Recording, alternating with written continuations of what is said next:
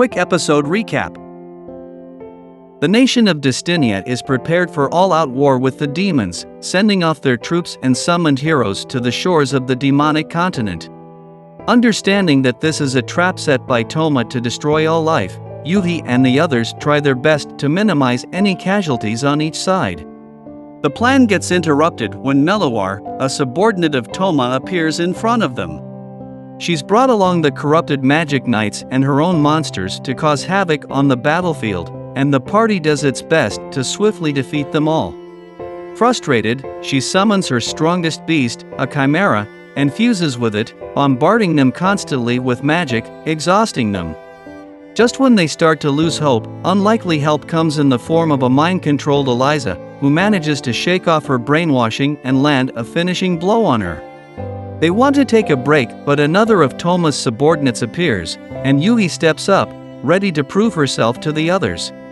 Before anything could happen, Setsu decides to drop in, ready to face off against Toma. Everyone is overjoyed to see him again, but Yuhi reacts the fastest, attacking him with a fierce hug. He apologizes for making them suffer, but Yuhi is more excited to show him the results of her training with Elka. She gets down on her knees and takes a pose, ready to have Setsu sit on her as he did on Elka in the past, but he is not amused. He tells the others to stand back and prepares to confront his opponent. The man is happy to have a rematch with Setsu, and from the magic power, Setsu realizes he was the one that attacked him back in the wedding fiasco with Desu. He's honored that he remembers, but states he has gotten stronger since that time. Noticing Setsu's glance at his party behind him, the man questions why he cares for the weak. They are nothing but insects that get in the way, so he wonders if caring for them brings him pleasure. It has nothing to do with strength or pleasure. They are precious to him, so he protects them. Similarly, he protects the world because he wants to. And so they begin their fight. In a different place, Koroinu launches her attack on the soldiers, but gets interrupted by a reunion with the cat siblings. The girls are happy to see her again, feeling deep inside that she isn't a bad person. They want to come to an understanding with her, but she finds this laughable, sick of them calling her their older sister. She demands they die without resisting if they truly consider her their sister. Mineko steps forward to protect her hesitant sister, but Shironeko has finally resolved to fight against her. Koroinu rushes to attack them, but there isn't much they can do against her, each getting wounded by her agile attacks. But Shironeko orders her sister to follow her lead, using a dynamic entry on her, and Mineko finishes by kneeing Koroinu to the ground. The fight seems to be over, but Mineko is suddenly wrapped up by black tentacles, and Koroinu now has additional limbs growing out of her back. She rebukes them and their sisterhood, and casts her limit break, ready to finish them off. She launches an attack on Shironeko, but she isn't able to dodge it and is beaten down. Koroinu mocks them once more about sisterhood, and Mineko gets angry on her sister's behalf, but Koroinu insists siblings are a curse. Slowly getting up, Shironeko tells her that she is mistaken, and Koroinu directs her limbs to attack her again, but she's managed to reach Mineko. Holding out their arms to each other, they call out a fusion technique, which rips Mineko free from her bindings, and the sisters take on a new form. They instantly appear behind Koroinu, and calmly note that she is afraid of them. Angered, she summons more arms and bombards them with it, but they effectively tear them off by spinning rapidly. They've now broken all the arms on her back, leaving Koroinu unable to fight. But she doesn't want to stop, feeling she would be unable to face her siblings if she gave up like this. The sisters beat Koroinu back down and unfuse themselves.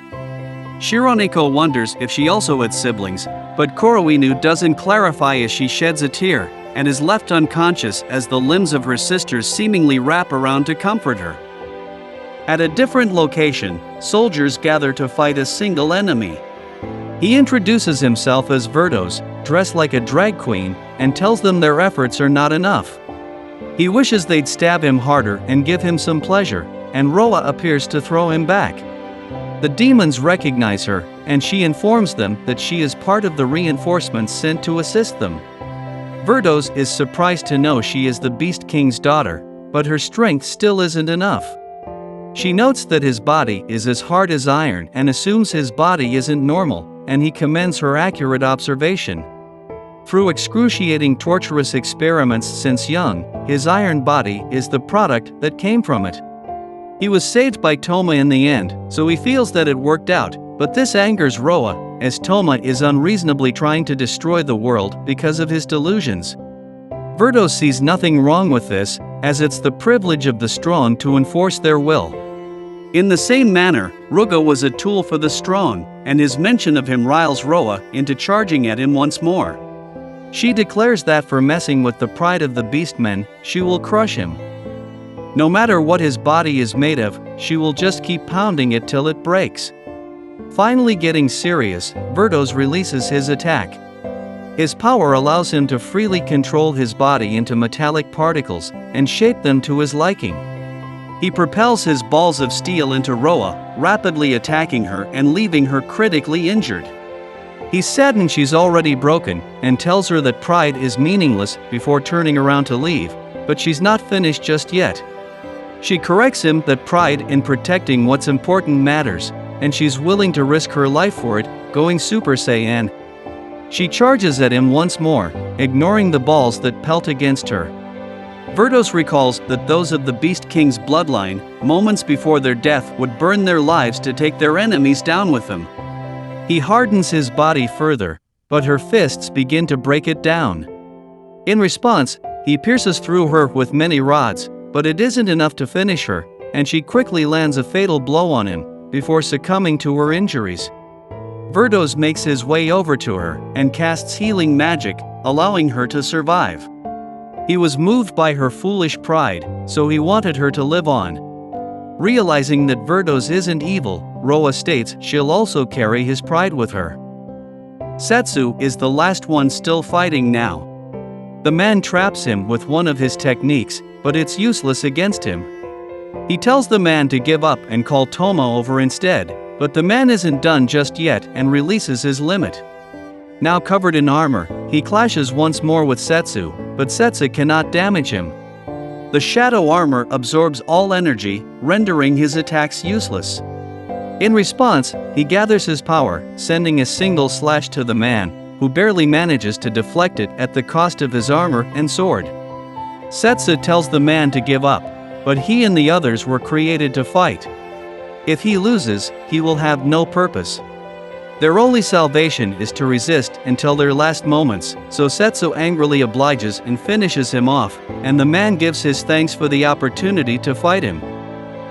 Toma has sensed the demise of his subordinates, but he is excited at the prospect of facing Setsu once again, slowly walking into the capital of the demons.